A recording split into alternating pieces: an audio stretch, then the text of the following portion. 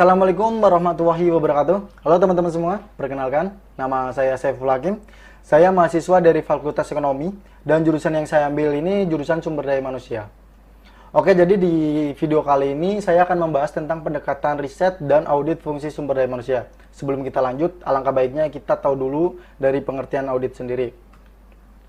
Nah, audit ini merupakan kegiatan pemeriksaan terhadap suatu kesatuan ekonomi yang dilakukan seseorang atau kelompok atau lembaga yang independen, bertujuan untuk mengevaluasi atau mengukur lembaga perusahaan dalam melaksanakan tugas ataupun pekerjaan dengan kriteria yang telah ditentukan.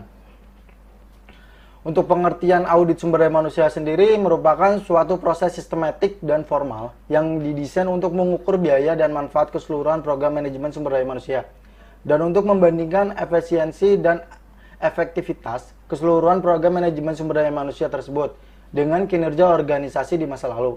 Kinerja organisasi lain yang dapat dibandingkan efektivitasnya.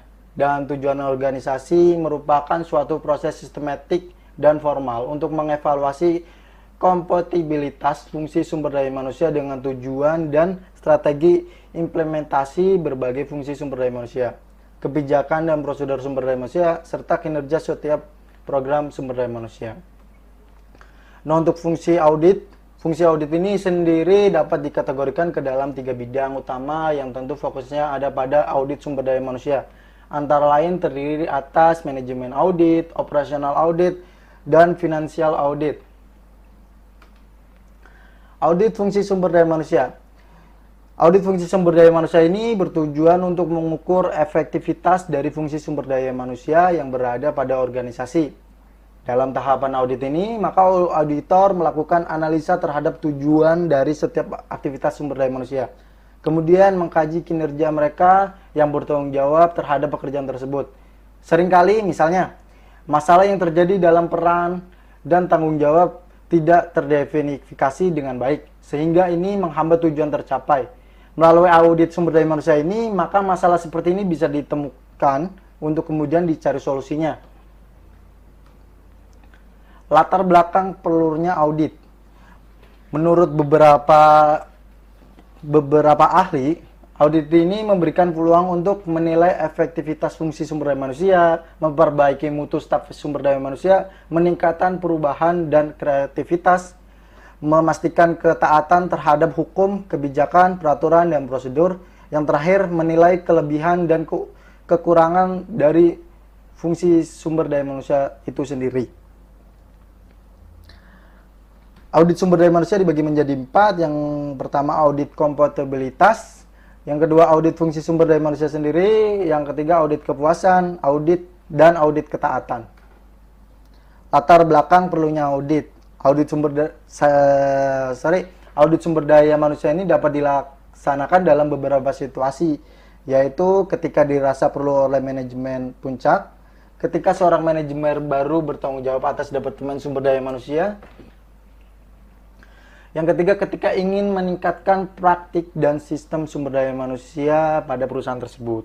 Yang keempat ini, ketika suatu perusahaan yang signifikan dalam dunia usaha yang memaksa konsiderasi ulang manajemen sumber daya manusia. Aduh, agak ini ya saya ya bacanya. Oke, kita lanjut. Latar belakang perlunya audit.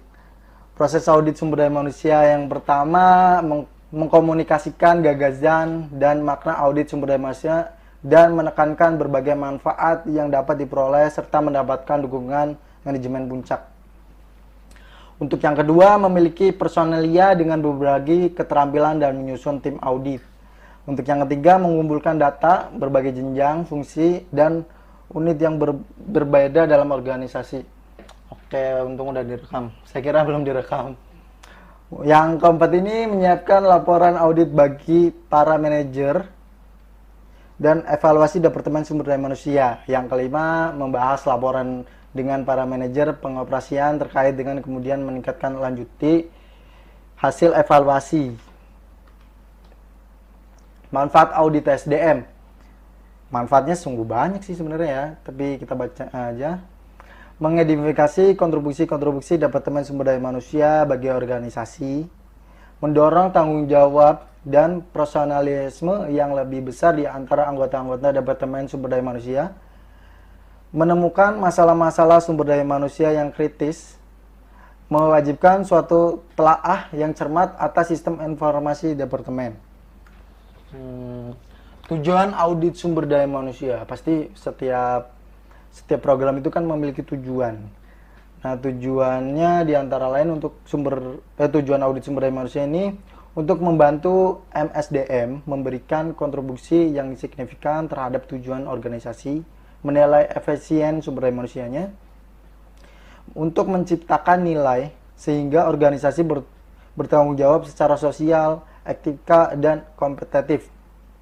Untuk yang lanjutnya mendapatkan umpan balik flashback dari para karyawan dan manajer operasional dalam hal berkaitan dengan aktivitas MSDM.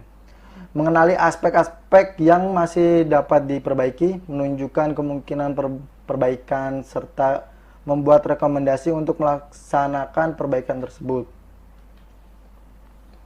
Bidang-bidang utama yang dicangkup oleh audit fungsi sumber daya manusia yaitu sistem informasi sumber daya manusia, penyusunan staf dan pengembangan, kontrol dan evaluasi organisasi. Nah, untuk sistem informasi sumber daya manusia ini meliputi pemberian kompensasi, meliputi tingkat gaji dan upah, paket tunjangan karyawan, jasa-jasa untuk karyawan yang disediakan oleh perusahaan, terus informasi analisa pekerjaan, deskripsi pekerjaan, spesifik pekerjaan, standar kinerja pekerjaan. Untuk penyusunan staf dan pengembangan, yang pertama rekrutmen, di mana di dalamnya ada beberapa sumber, ini sumber-sumber rekrutmen, ketersediaan calon pelamar, lamaran pekerja. Yang kedua seleksi, rasio seleksi, prosedur seleksi, adanya peluang kerja yang sama, pengembangan karir, program perencanaan karir, keberhasilan penempatan internal, upaya pengembangan sumber daya manusia, kontrol dan evaluasi organisasi. Di dalamnya ada penilaian kerja, di mana standar-standar dan ukuran kerja, prosedur disiplin, prosedur perubahan dan pengembangan, hukum manajemen karyawan, kepatuhan legal, manajer pelaksana, umpan balik karyawan atas personalia.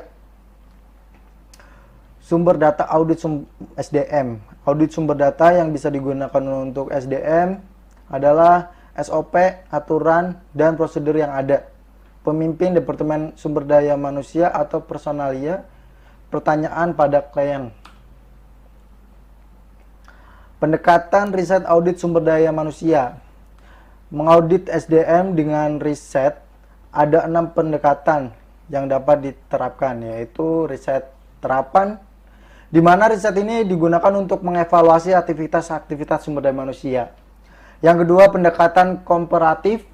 Pendekatan komparatif kerap digunakan untuk membandingkan masalah ketidakhadiran, perputakan karyawan, dan data gaji. Untuk yang ketiga, pendekatan statistik, di mana melalui pendekatan ini adalah dengan mengembangkan ukuran statistikal kinerja berdasarkan sistem informasi perusahaan yang ada dengan standar statistik ini, dapat ditemukan kesalahan-kesalahan sebuah kejadian tersebut berlarut ke arah yang merugikan perusahaan. Yang keempat, pendekatan otoritas pihak luar. Otoritas dapat menggunakan pendekatan keahlian yang standarnya ditentukan oleh konsultan atau dari temuan peneliti yang dipublikasikan, kemudian dijadikan sebagai standar atau kegiatan. Dan selanjutnya, pendekatan kepatuhan. Metode ini meninjau praktik-praktik di masa lalu yang menentukan apakah tindakan-tindakan tersebut telah sesuai atau tidak mengikuti kebijakan dalam prosedur perusahaan. Untuk yang 6 atau yang terakhir, pendekatan manajemen berdasarkan sasaran. Pendekatan terakhir adalah meminta staf sumber daya manusia dan manajer menentukan tujuan sesuai dengan tanggung jawab mereka. Pendekatan manajemen berdasarkan sasaran ini menciptakan tujuan khusus terhadap kinerja sehingga dapat diukur. Kesimpulan. Kesimpulannya, audit sumber daya manusia ini dilaksanakan untuk mencapai tujuan organisasi secara keseluruhan, baik untuk jangka pendek, jangka menengah, maupun jangka panjang. Artinya, audit sumber daya manusia ini mempunyai misi membantu pemimpin dengan memberikan masukan informasi signifikan hasil penilaian auditor untuk membantu mengatasi permasalahan yang tengah dihadapi oleh departemen.